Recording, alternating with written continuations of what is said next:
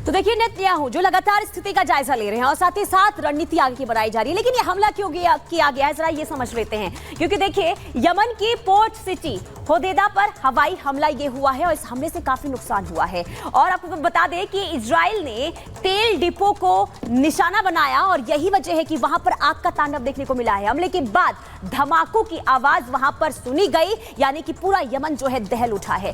तेल डिपो के तरह से जलकर राख हो चुका है, पूरी तरीके से जो तेल डिपो है वो राख हो चुका है और होदेदा पोर्ट के भी बर्बाद होने की फिलहाल खबर सामने आ रही है। आपको बता दें कि हूती के विद्रोहियों ने नुकसान की जानकारी नहीं दी है, ये नहीं बताया गया है कि आखिर कितना नुकसान हुआ है, लेकिन ये जरूर बताया गया है जो तस्वीरें सामने आ रही है उसको देखने के बाद कि काफी नुकसान होने की आशंका इस हमले के बाद है। तो देखिए, इजराइल और हमास की जंग जो है अब वो हूती तक पहुंच गई है और यहां पर देखिए हूती भी कह रहा है कि हम इसका बदला 24 घंटे के भीतर ही लेंगे। आपको बता दें, हूती लाल सागर के किनारे पर बसा हुआ है और यहीं से वो पानी के जहाजों पर हमला करता है। लेकिन क्या कुछ मौजूदा स्थिति बनी हुई है, कैसे इस पूरे हमले को अंजाम दिया गया, इस रिपोर्ट में देखिए।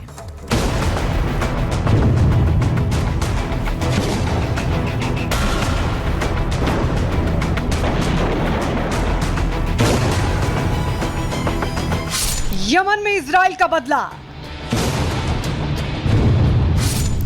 यमन के अल होदेदा में बमबारी। हूती के जवाब में आईडीएफ की बमबारी।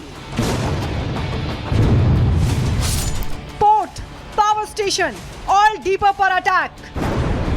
इजराइल ने तेल अवीव पर हूती ड्रोन हमले के जवाब में यमन पर हमला किया है। इस हमले में होदेदा में ऑयल डिपो और एक पावर स्टेशन को निशाना बनाया गया।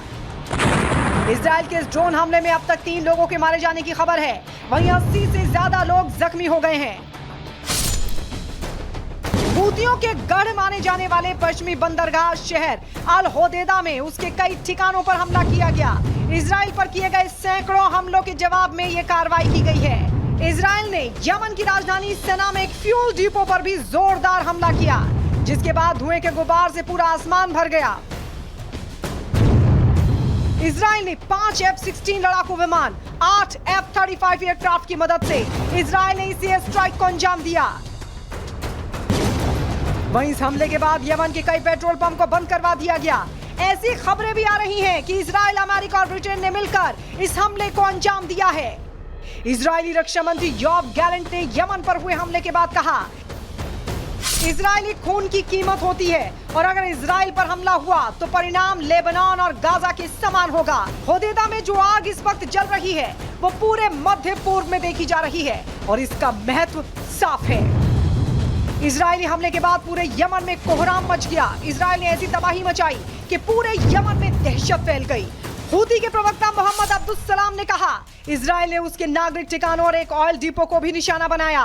क्रूर इजरायली हमले का मकसद यमन के लोगों के दर्द को बढ़ाना और गाजा को अपना समर्थन बंद करने के लिए दबाव डालना है। इजरायली हमले में ऑयल डिपो पूरी तरह से बर्बाद हो गया, जिसके बाद यमन की राजधानी सना में पेट्रोल पंप पर गाड़ियों की कतार लग गई। लोग ज्यादा से ज्यादा ईंधन लेने की कोशिश कर रहे हैं, क्योंकि उन्हें लगता है कि हमले के बाद युद्ध शुरू हुआ तो ईंधन मिलना भी मुश्किल हो जाएगा। हौती पर हुए हमले के बाद इजरायली पीएम नेतन्याहू ने एक वीडियो जारी कर साफ कर दिया कि अगर इजराइल पर हमला हुआ तो इजराइल उसका बदला जरूर लेगा। यमन, गाजा, लेबनान में जो भी हमें चोट पहुंचाएगा उसे बहुत भारी कीमत चुकानी होगी। אזרחי ישראל, שבוע טוב.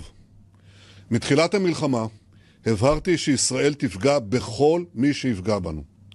ולכן מוקדם יותר היום כינסתי את הקבינט המדיני-ביטחוני. ביקשתי ממנו שיתמוך בהחלטה שהבאתי לתקוף את יעדי החות'ים בתימן. הנמל שתקפנו איננו נמל תמים. הוא שימש למטרות צבאיות, הוא שימש כנקודת כניסה לנשק קטלני. इजराइल ने ये हमले ऐसे वक्त में किए हैं जब एक दिन पहले हूती ड्रोन हमले ने इजराइल की हवाई सुरक्षा में घुसकर तेल अवीव में एक अपार्टमेंट को अपना निशाना बनाया था। Bureau report, Republic Bharat. और चलिए इसी के साथ अब हम आगे शुरुआत करेंगे चर्चा की। स्टूडियो में बेहद खास मेहमान हमारे साथ मौजूद हैं। एक एक करके सभी के पास जाएंगे और समझेंगे कि आखिर जो हमला किया गया है इसके पीछे क्या कुछ वजह रही होगी। आपको मैं जल्दी से बता देती हूँ, हमारे साथ रक्षा विशेषज्ञ जुड़ गए हैं। सबसे पहले रिटायर्ड कर्नल शैलेंद्र सिंह जी हमारे साथ हैं। हमारे साथ हैं retired major general VK Dutta ji, retired major general Sanjay Soi ji हमारे साथ हैं, और साथ ही retired group captain UK Devnath ji. आप सभी का बहुत बहुत स्वागत है। लेकिन सबसे पहले कर्नल शैलेंद्र सिंह जी आपके पास मैं आते हुए समझना चाहूंगी, और ये हमारी ऑडियंस भी समझना चाहेगी कि नेतन्याहू ने जो ये पलटवार किया है, जो करारा जवाबी हमला दिया है, इसके पीछे क्या संदेश देने का प्रयास किया गया है? मुझे लगता है तीन चीज़ें बड़ी क्लियर हैं। I think हुतीज have earned it. आपने जिस तरीके से दुनिया में आतंक फैला रखा है, ट्रेड रूट्स को आपने बाधा डाली हुई है, लोगों को पूरा का पूरा रास्ते बदलने पड़ रहे हैं, जिस तरीके से आप किडनैपिंग्स कर रहे हैं, I think you have earned it, you deserve it. दूसरी बात, आज तक टेल अवीव तक आप नहीं पहुंचे थे। Tel Aviv is not Tel Aviv, वो उनकी दिल है, उनकी धड़कन है इजराइल की। आपने वहाँ अटैक किया है, उससे दो चीज़ें क्लियर होती हैं। यस, मैं मानता हूँ कि हुतीज़ वहाँ तक पहुँच पा रहे हैं, ये एक सबसे बड़ी बात है। सारे डिफेंस सिस्टम्स अपने आप में नाकाम हो रहे हैं, ये भी एक अलग बात है। But at the same time ये वो नर्व सेंटर है इजराइल का, नेतन्याहू का, कि जिसके लिए ज़ीरो टॉलरेंस है, वो टॉलरेट कर ही नहीं सकते। सो आपने एक तरीके से मजबूर किया है कि वो आपके ऊपर एक बड़ी स्ट्राइक करे। बात स्ट्राइक के क्वांटम की नहीं है। जो हुतीज़ का अटैक है उसका क्वांटम बड़ा छोटा था, और आप देख रहे हैं कि इजराइल ने बड़े स्ट्रैटेजिकली टारगेट लिया है। आपकी पोर्ट सिटी को टारगेट किया है, आपके ऑयल डिपो को किया है, सो दैट आपके ऊपर इसका असर पड़ेगा। रोज़ाना आप इसके रिलेटेड उसके कॉन्सिक्वेंसेज आप देखेंगे। और तीसरा, उसने पूरी दुनिया को मैसेज दिया है, हिजबुल्लाह को मैसेज दिया है, लेबनान को मैसेज दिया है, सीरिया को मैसेज दिया है, इवन ईरान को मैसेज दिया है कि आप किसी भी तरह की कार्रवाई अगर हमारे ऊपर करेंगे तो उसके भुगतान बहुत भयानक होगा। मैं तो कहता हूँ ये पूरी दुनिया के लिए एक मैसेज है कि इजराइल के ऊपर किसी भी तरह का अटैक टॉलरेट नहीं होगा। आप इंटरनेशनल कोर्ट ऑफ जस्टिस में कुछ भी बोलते रहिए, they don't care, they are very clear कि हमारे एग्जिस्टेंस का सवाल है और हम एग्जिस्ट होकर ही रहेंगे। बिल्कुल। और विकी दत्ता जी, आपसे ये समझना चाहेंगे, जो ये हमला हुआ है इसके बाद अब यमन में किस तरह के हालात देखने को मिलेंगे? हालांकि देखिए ये जो वॉर शुरू हुआ है अभी थमने वाला नहीं है, क्योंकि हुतियों की तरफ से भी बयान सामने आ गया और ये कहा गया है कि अब हम जल्दी इसका बदला भी लेंगे। तो अब आगे क्या स्थिति बन सकती है? बात बदले की नहीं है। सबसे बड़ी बात यह है कि हुतीज के पास अब ये कैपेबिलिटी है कि वो 1500 से 2000 तक के एरिया पर आकर, क्योंकि अदरवाइज एक रेगुलर वॉर वो कभी नहीं लड़ पाएंगे इजराइल के खिलाफ। They don't have a air force. सबसे बड़ी बात ये भी है। साथ ही साथ ये भी है कि अब उन्होंने जो मॉडिफिकेशंस करे हैं समाद 3, जैसा कि माना जा रहा है कि ड्रोन सिस्टम है, कि इसमें उन्होंने इलेक्ट्रिकल मोटर अगर लगाई है, जिसके वजह से डिटेक्शन नियरली 0 होता चला जा रहा है, उसमें साउंड बहुत कम होता चला जा रहा है। ठीक है sir. Major general VK Dutta ji, मैं आपके पास आके समझना चाहूंगी, क्या ईरान जो है वो हुती को उकसा रहा है? क्या वही पीछे से पूरा बैक सपोर्ट दे रहा है? आखिर क्या वजह हो सकती है? देखिए, ऐसा है कि जब से 7 अक्टूबर का पहला हमला हुआ हमास द्वारा इजराइल के ऊपर, और उसके बाद जो हिजबुल्लाह का थ्रेट आने लगा, सीरिया की तरफ से जो ISIS के जो इनके शिया ग्रुप्स हैं वो, और ईरान की तरफ से जो थ्रेट आने लगे, तो ये पूरे दुनिया में आज लोग जानते हैं कि ये ईरान की प्रॉक्सीज हैं जो इजराइल के खिलाफ लड़ रही हैं। चाहे वो हुती हो, चाहे हमास हो, चाहे हिजबुल्लाह हो, यहाँ सीरिया के अंदर बैठे हुए जो दूसरे शिया ग्रुप्स हैं। तो जहाँ तक अभी उकसाने का सवाल है, वो तो पहले से उकसा रहा है। और जहाँ तक इजराइल का सवाल है, इजराइल ये प्रॉक्सीज के साथ भी नहीं लड़ रहा है, इजराइल ईरान के साथ भी लड़ रहा है। और ये जो अब इन्होंने काउंटर स्ट्राइक किया है यमन के ऊपर, ये एक वार्निंग है ईरान को भी कि अगर हमारे फाइटर जेट्स 1000 किलोमीटर दूर जाके एक टारगेट को स्ट्राइक कर सकते हैं, तो आप भी ज़्यादा दूर नहीं हैं।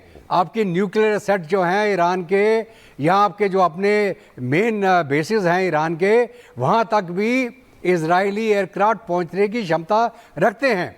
आपको याद होगा जब पहले ईरान ने 301 मिसाइल्स और ये ड्रोन छोड़े थे इजराइल के ऊपर, उसके बाद काउंटर अटैक किया था इजराइल ने, लेकिन वो जो बेसिकली था limited to rocket and guided missile, aircraft इस्तेमाल नहीं हुए थे। जब इजरायली एयरफोर्स अपने एयरक्राफ्ट यूज़ करेगी वो बिल्कुल प्रिसीजन टारगेटिंग करेंगे और वो ईरान उनको अपने रडार में पकड़ नहीं पाएगा। F-35 जो एयरक्राफ्ट हैं जो अभी इजराइल ने यूज़ करे हैं, जो 12 एक जहाज थे जिसमें F-16, F-35 रडार में नहीं आते हैं। पहले F-35 जाते हैं, टारगेट पे स्ट्राइक करते हैं, F-16 उसके बाद फॉलो अप करते हैं ताकि जब डैमेज हो जाए तो उसको और जाके उसको स्ट्राइक किया जाए। तो ये एक वार्निंग है ईरान को कि ये मत समझना कि तुम्हारे प्रॉक्सी के माध्यम से आप जो हमारे ऊपर हमला कर रहे हैं, Correct. हम जब वक्त आएगा तो आपके ऊपर दोबारा हमला करेंगे, क्योंकि इजराइल की सर्वाइवल का सवाल है। इजराइल का जो एरिया बहुत लिमिटेड है, उसके पास डेप्थ नहीं है, वो चांस नहीं ले सकता, उसका सर्वाइवल का मामला है। बिल्कुल। और संजय सोई जी, जो ये हमला हुआ इसके बाद तो जो स्थिति वहां पर बनी हुई लगातार हम देख ही रहे हैं, लेकिन हमले के बाद